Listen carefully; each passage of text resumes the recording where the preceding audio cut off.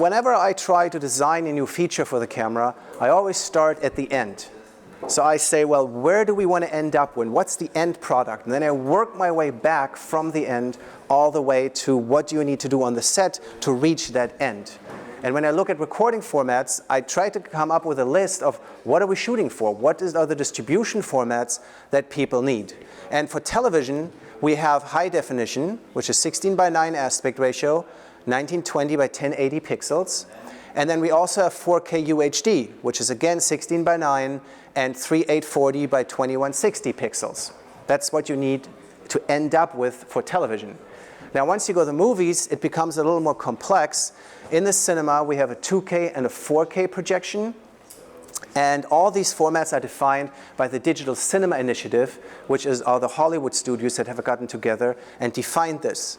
And for the DCI, the Digital Cinema Initiative, there is a so-called container which has a 1.9:1 aspect ratio, and in 2K is 2048 by 1080, and in 4K is 4096 by 2160.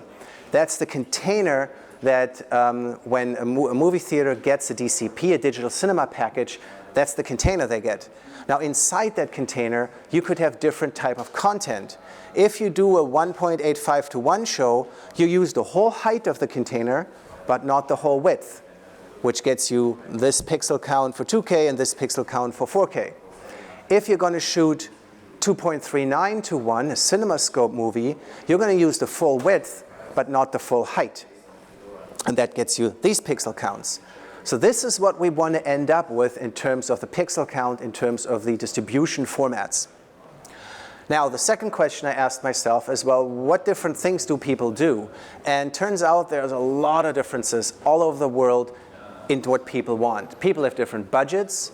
They shoot different types of projects. The distribution resolutions are different. The aspect ratios are different. Spherical lenses, anamorphic lenses, the amount of visual effects. It's a huge list.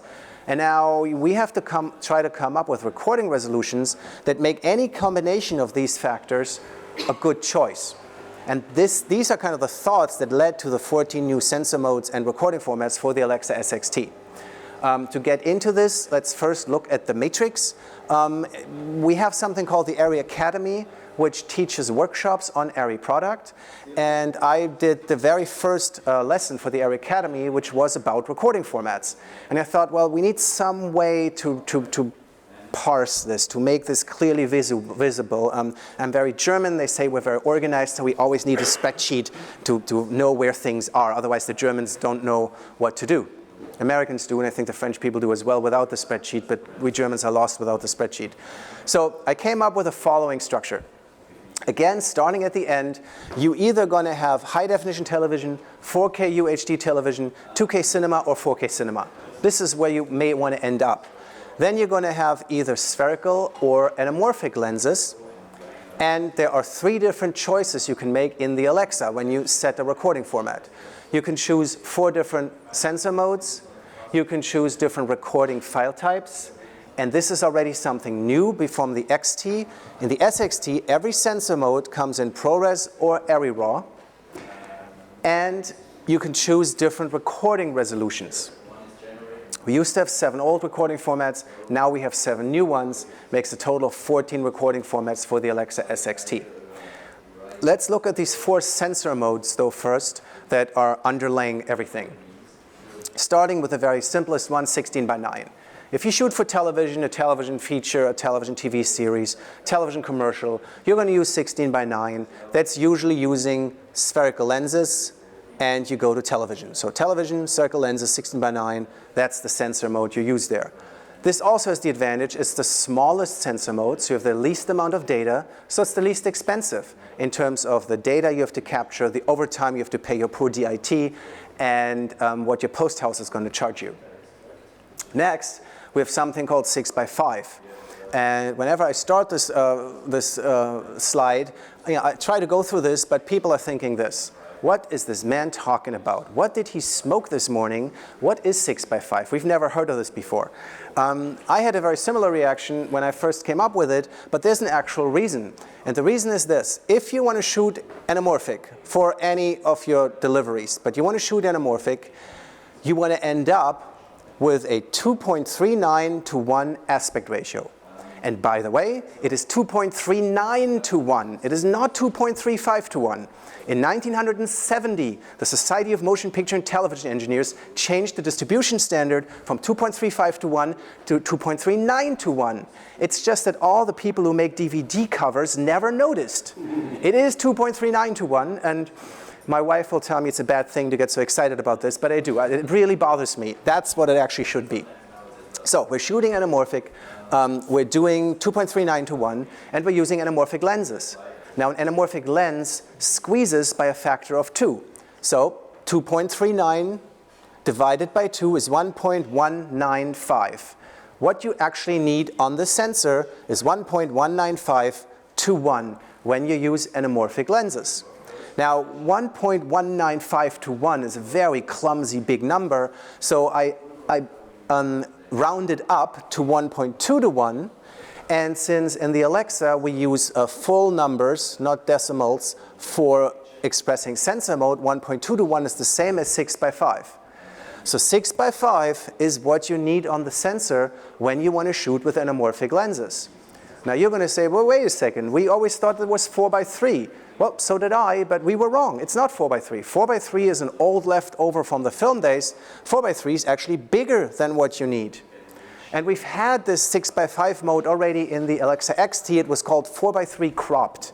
I just thought that was such an awkward statement. This is what it is, but then it's less. 4 by 3 cropped. I didn't like that, so we changed it to 6 by 5.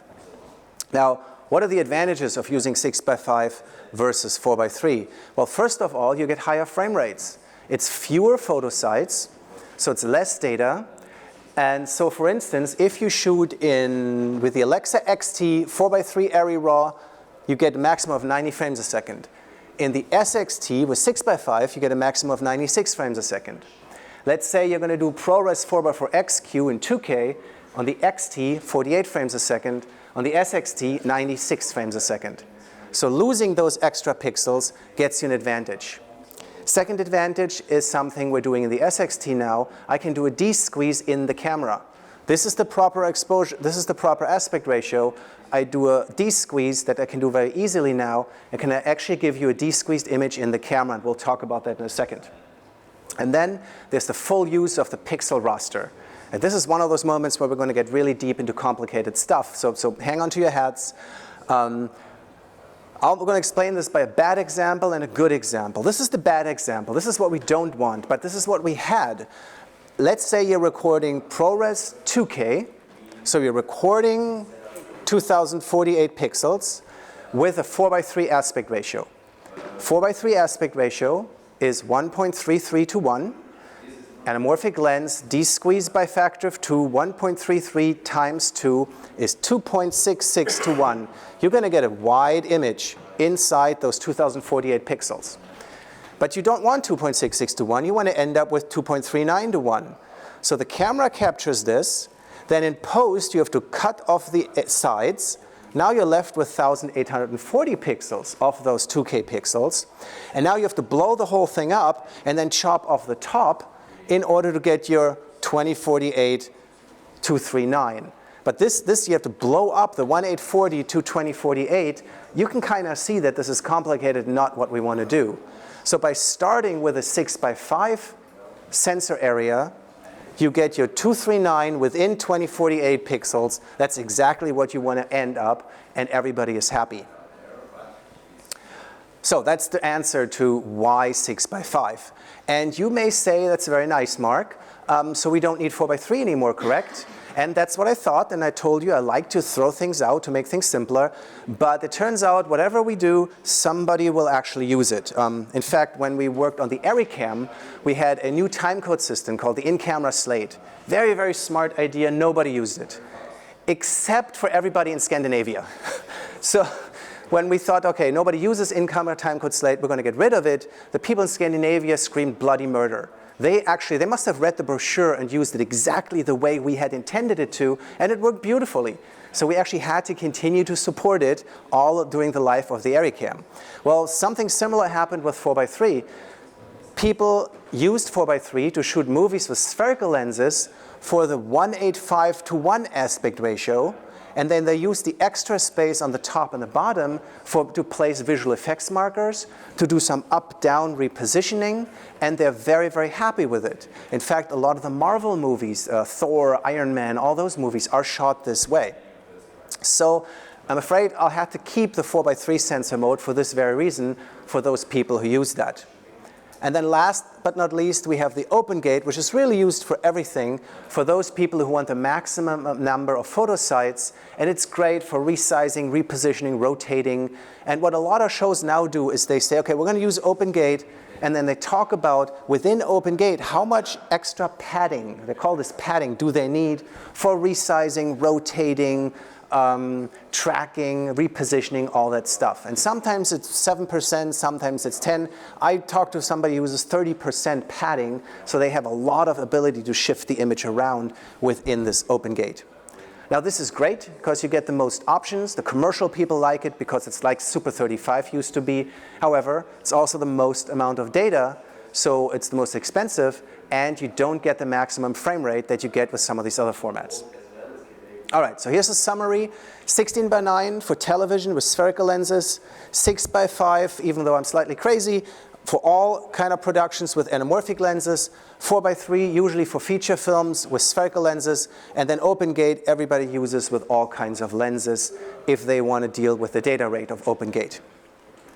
All right, now we talked about open gate here and 4:3, and we have some new recording formats, open gate and ProRes 3.2K, and they require a relatively large illumination circle. So your lens needs to be able to see a relatively, or project a relatively large image onto the sensor. Now, not all lenses cover 3.2K or open gate. Most ARRI lenses cover 3.2K, but not open gate. And 3.2K is mostly an issue for wide-angle lenses or the wide-angle end of zoom lenses. Now, the one lens that covers everything is our ultra-wide zoom, and we actually have one over there. You should take a look at it. That has a huge image circle, and really is kind of the answer for what do I do when I want to shoot open gate and have a wide-angle lens. The commercial people like it because they like wide-angle lenses, especially in a zoom, and it really solves this open gate wide-angle problem. But you may ask, well, what kind of lens do I need for my next shoot if I want to do 3.2K or open gate? And the solution is the so-called lens illumination guide. Here you can tell the software, this is available on our website for free. You can tell the software what kind of lens you're going to use, what focal length, iris, focus, because that determines the image, the illumination circle of the lens. And then you tell it what sensor mode you're going to choose in the camera, what your target aspect ratio is, and you get a picture like this. Now, where does this picture come from? It comes from a test we've done. We actually gathered a whole bunch of lenses, and we actually have somebody who continuously does that. We take the lenses, we take an Alexa, shoot open gate, a gray card. So this is an actual picture shot with an Alexa. And then we see how much vignetting do we get from this particular lens. And we actually write the serial number of the lens down, because different lenses are slightly different, just so you know what that came from. And what you can tell from this here, if you can, I don't know if you can see this turquoise line, but this is 2.39 to 1 flat. So if I were to shoot this, I would say, you know what, this lens works for this format. Gets dark here in the corners, but that's not my main area I'm shooting for, so this might work. Now, this is not a binary thing. This is not a, oh, this lens works and this lens doesn't work. You know, everybody has to make up their own mind. How much darker in the corner can you accept? So I think this, we called this on purpose a guide. It's a famous line from Pirates of the Caribbean. It's more like, you know, it's more a guideline. It's not a fast rule. This is the guideline that you can use to see which lenses you totally don't want and which you actually should test to see how they look when you actually shoot with those lenses. So I highly recommend using that. All right, we also have a formats and data rate calculator that'll help the DIT for any of these formats to calculate what's the data rate, how much data will you generate per day. Also online in the tools section of the ARRI website. And now we're going to get to the actual 7 new recording formats.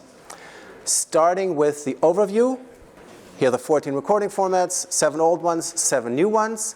And we're going to dive right in for 4K UHD television with spherical lenses, 16:9 ProRes 4K UHD. Here's how this comes to pass. This is the easiest and fastest way to get a 4K UHD image out of an Alexa. You shoot in ProRes, so it's very easy to use ProRes, easy in post-production. And this is also exactly the same format as on the Alexa Mini and on the ARRIRAW.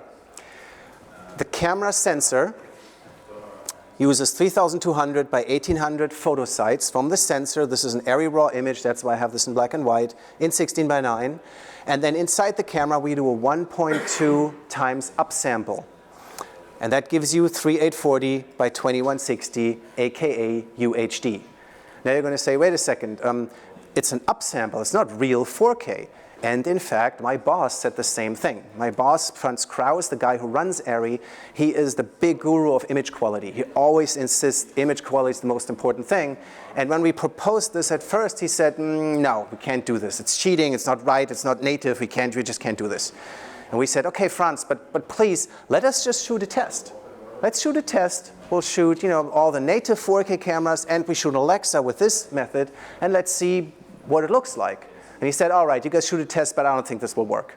So we shot a test, and by the way, the older I get and the more longer I work, the more I'm starting to believe in shooting a test and looking at the images, and the less I believe that the science tells us what's ultimately going to work or not, because making images is so complicated, and science can only look at one aspect of it. So we shot a test, and turns out that our images, upsampled slightly, look as good, if not better, because we have a higher dynamic range than the competition. And that convinced my boss, which was a big thing to do, and so we said, we can do this, we can implement this mode. So this is why in the Alexa SXT and the ARRIRAW and the Alexa Mini, you now have this in-camera 4K recording based on slightly less than 4K on the sensor. And I would highly encourage you to shoot similar tests, because that's really how you know this will actually work.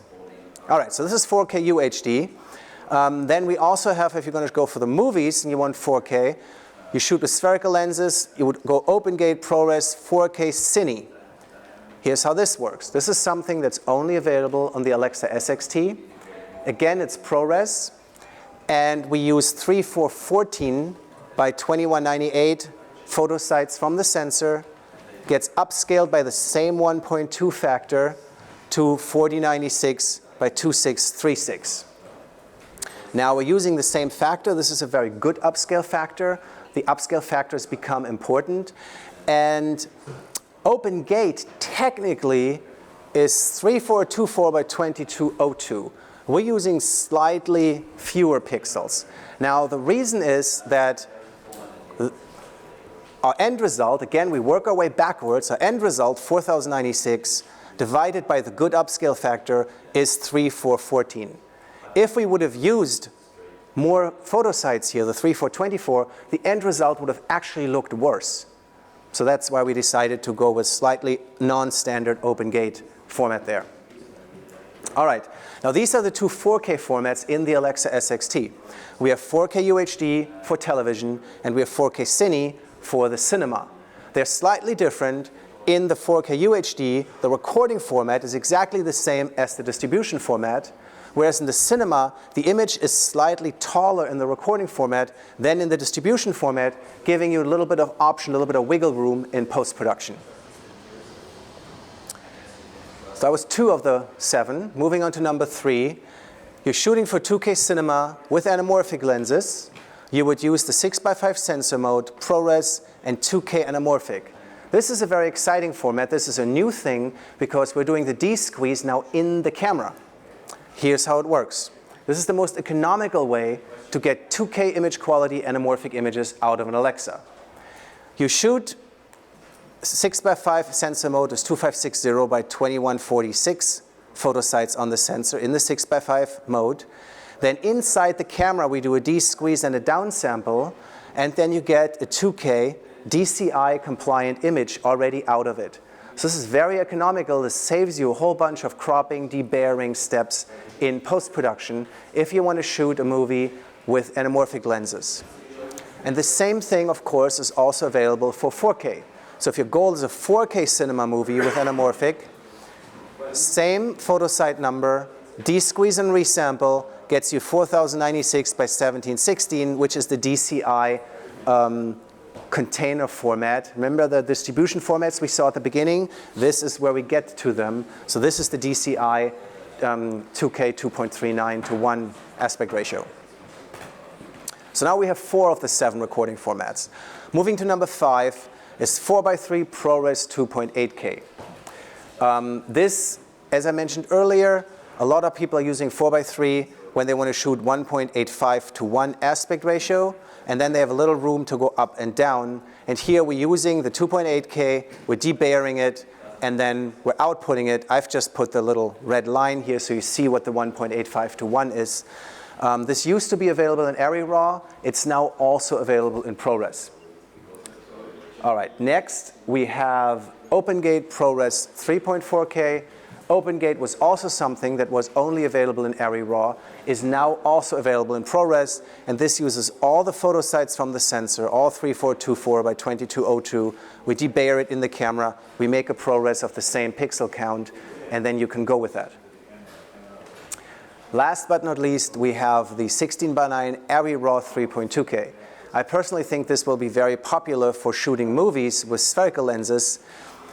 And the reason is this is a format that combines 3 things. It's the largest number of photo sites, we can push through the camera at 120 frames a second, and it has an image circle that is still covered by most ARRI lenses. So it's kind of this happy medium between everything. And there we're using 3.2K from the sensor in ARRIRAW, and we're recording it. Now, I've had presentations where people write down these numbers and they go, wait a second, Mark, what the fuck are you talking about? You said 3.2K was 3,200 by 1,800. And that's right, 3.2K is 3,200 by 1,800. However, when I went to the engineers and I said, I want 3.2K in ARRIRAW at 120 frames a second, they said, no, we can't do that. We don't have the data rate. You know, here's an Ethernet switch that doesn't do that. Here's a PCI switch. No, we can't do that. And I said, well, what can you do? And they said, well, we could do 3168 by 1782 at 120 frames a second. We're almost there. And then I thought, oh boy, you know, if I come with this number to everybody, they're going to kill me. But then I thought, okay, what's better? Is it better to have 120 frames a second in ARRIRAW at almost 3.2K? And then the post people have to just deal with these weird numbers, or do I just scrap the whole thing? And I decided to have the weird numbers and have this format available. On the set, this is not going to matter to you. The post people will just have to know these numbers. All right, that's almost it for the part before the break. Let's just briefly talk about ARRIRAW versus ProRes. ARRIRAW is what is being used for a lot of feature films, and more commercials as well. I think 30% of commercials in the US are now already shot in ARRIRAW. ProRes is what's being used mostly for television and independent feature films. I know of worldwide 5 television shows that are being shot in ARRIRAW. All the other thousands of television shows are being shot in ProRes. Now, ARRIRAW is the maximum image quality you can get from the Alexa. It's uncompressed raw sensor data. Other vendors use their proprietary compression. We have an uncompressed raw data. Nothing is baked in, but it's a lot of data. It's more data than ProRes. ProRes, on the other hand, is a compressed image. We actually bake in the debayering, the sensitivity, and the white balance. But because it's compressed, it's also less data. Now, ARRIRAW gives you the greatest flexibility in post.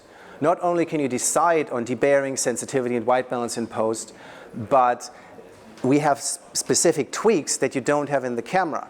So for instance, this is the story when Marvel shot Thor. They had this Nordic shield with these Nordic runes that were really small and really intricate and really high resolution, very, very colorful. And there were some problems there. There was some color aliasing. And Marvel came to us and said, well, can you fix that? Is there any way to fix that? And our engineers looked at it and said, yeah, you know, maybe there's a way. So they came up with a new way of debayering where in post, you can actually change the sharpness of the red, green, and the blue channel independently. And so now what is happening for these big feature films, for the visual effects, they actually choose different sharpening for red, green, and blue than they choose for just doing a talking head. That's something you can do with ARRIRAW and post, but that is, of course, baked into the ProRes. Now, ProRes, on the other hand, is a ready-to-use color image. You don't really have to do anything. And there's 2 options you have with ProRes. Option number 1 is you shoot log C. That preserves most of the sensor's dynamic range, but then you need to have a color correction step to make the log C into a color image. And the second option is you bake in a lot. Now you don't have to do color correction. As I said earlier, the soap operas, the telenovelas use this, but you have fewer options in post-production. You actually restrict the amount of information you record. ARRIRAW is the best option for archiving. I don't know if everybody's aware of that, but if you record something that has a proprietary encryption algorithm and a proprietary compression algorithm, if that company goes bust 5-6 years down the line, you're not going to be able to get back at that footage. That footage is going to be gone, that raw footage. This is a big problem, and some of the studios in Hollywood approached us and said, well, we want to make sure that when we record with Alexa cameras, we can get at our footage, at the raw footage, even decades down the line. So in case a meteor just hits Munich tomorrow, you'll still be able to always retrieve the ARRIRAW images. I should stop saying that. You know, that's just asking for bad luck. I'm going to stop saying that. Okay. So in case we make more money building cell phones than cameras, and we get really, really rich, you'll still be able to get back at your ARRIRAW footage because we use a standard debayering algorithm. Our ARRIRAW is unencrypted, uncompressed, and we publish how to get the color image out of it in a SEMPTI document. In fact, 2 SEMPTI documents. Recommended disclosure document 30 and 31 describes how to make a color image out of ARRIRAW. Now, advantage of the ProRes is you can have the in-camera de-squeezed anamorphic formats, and it's also unencrypted, so you can get at it relatively easily.